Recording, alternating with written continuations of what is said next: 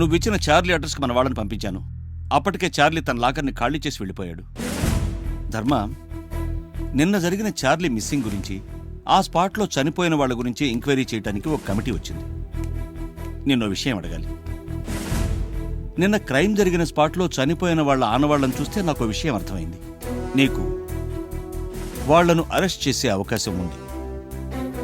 అయినా వాళ్ళని షూట్ చేసి చంపేశావు. ఎందుకు చంపావు? ధర్మ, నేనడిగిన ఈ క్వశ్చన్కి నువ్వు నాకు ఆన్సర్ చెప్పినా చెప్పకపోయినా ఆ కమిటీకి మాత్రం చెప్పాలి. Be prepared for that.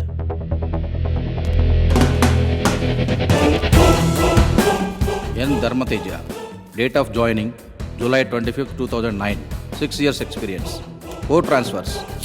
ఎక్కడ 2 years పూర్తిగా పనిచేయలేదన్నమాట. నేను చార్లీ మిస్ అయిన స్పాట్లో ఆ టైంలో అక్కడ మీరు ఎందుకున్నారు? అవుట్స్కట్స్లో 12 వెళ్ళాను. వీళ్ళల్లో ఎవరినైనా ఎప్పుడైనా చూశారా?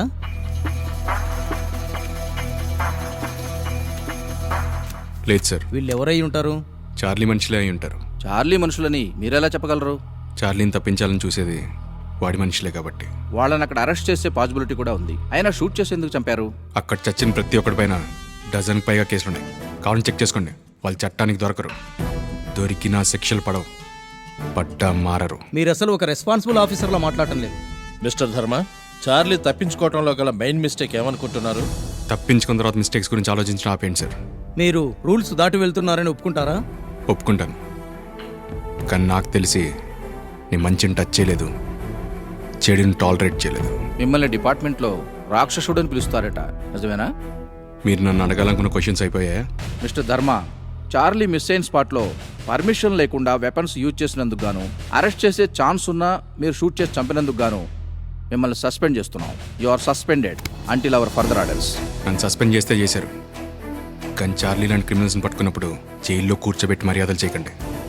కొంచెం రూల్స్ పక్కన పెట్టి కాల్చి పారేయండి. చార్లీ విషయం డిపార్ట్మెంట్ చూసుకుంటుంది. You can leave now.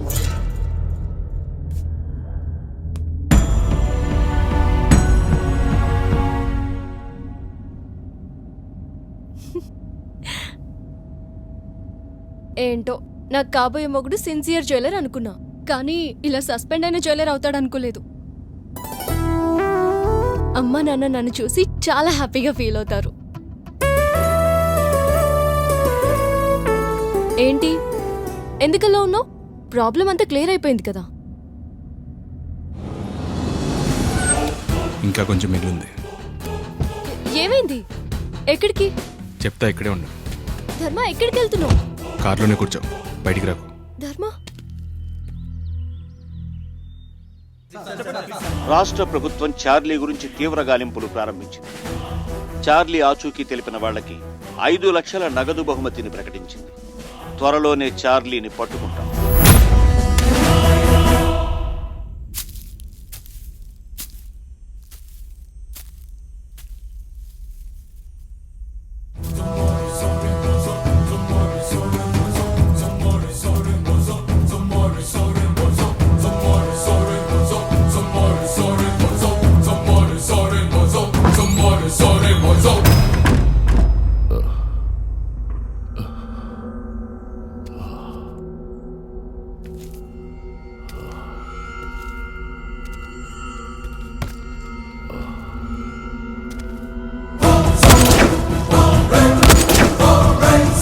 ప్రాణం పోవాలంటే ఒంట్లో 3 లీటర్ల బ్లడ్ పోవాలరా.